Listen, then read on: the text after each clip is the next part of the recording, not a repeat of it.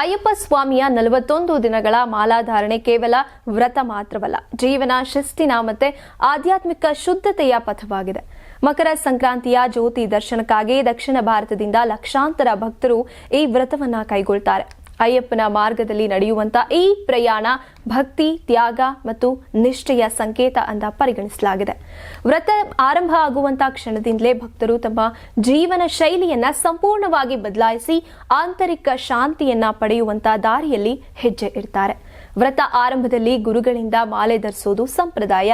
ಬ್ರಹ್ಮ ಮುಹೂರ್ತದಲ್ಲಿ ಎದ್ದು ತಣ್ಣೀರಿನ ಸ್ನಾನ ಮಾಡೋದು, ಸಾತ್ವಿಕ ಆಹಾರ ಸೇವನೆ, ಕೋಪ, ದುರಾಸೆ, ಹಂಗುಗಳ ತ್ಯಾಗ, ಎಲ್ಲರ ಜೊತೆ ಸೌಮ್ಯವಾಗಿ ವರ್ತನೆ ಇವುಗಳೇ ಈ ವ್ರತದ ಮೌಲಿಕ ಅಂಶಗಳು.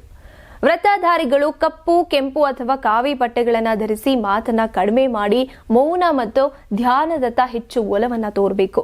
ಮನಸ್ಸನ್ನ ಸದಾ ಅಯ್ಯಪ್ಪನ ಸ್ಮರಣೆಯಲ್ಲಿ ಇರಿಸೋದು ಈ ವ್ರತದ ಹೃದಯ ಭಾಗ ಅಂತ ಹೇಳ್ಬೋದು.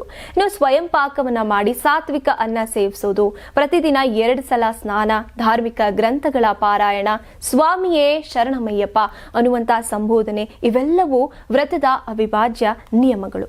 ಸೂರ್ಯೋದಯಕ್ಕೂ ಮುಂಚೆ ಎದ್ದು ದಿನವನ್ನ ಆರಂಭಿಸೋದು, ತಂದೆ ತಾಯಿಗಳಿಗೆ ಪ್ರಮಾಣ ಮಾಡೋದು, ಇನ್ನು ದೇವರ ಸ್ಮರಣೆಯಲ್ಲಿ ದಿನವಿಡೀ ಇರೋದಕ್ಕೆ ಪ್ರಯತ್ನಿಸೋದು ಭಕ್ತರ ಕರ್ತವ್ಯ.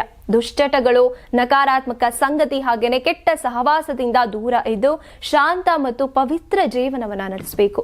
ಈ 41 ದಿನಗಳಲ್ಲಿ ಮನಸ್ಸು, ದೇಹ ಮತ್ತು ಮಾತುಗಳ ಮೇಲೆ ಸಂಪೂರ್ಣ ನಿಯಂತ್ರಣ ಸಾಧಿಸೋದೇ ಈ ವ್ರತದ ಉದ್ದೇಶ.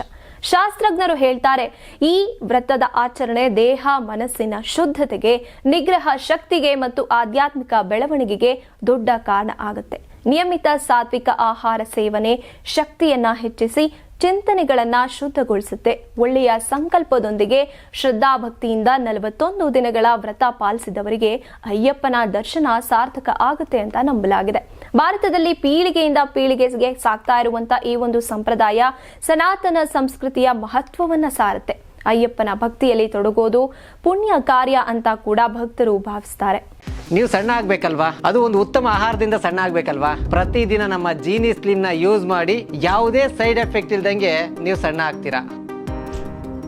ನಿಮಗೆ ಮಾಧ್ಯಮದಲ್ಲಿ ಕೆಲಸ ಮಾಡುವ ಆಸಕ್ತಿ ಇದೆಯಾ? ಹಾಗಾದ್ರೆ ಕರ್ನಾಟಕ ಟಿವಿ ಡಿಜಿಟಲ್ ಮೀಡಿಯಾದಲ್ಲಿದೆ ನಿಮಗೆ ಒಳ್ಳೆಯ ಅವಕಾಶ.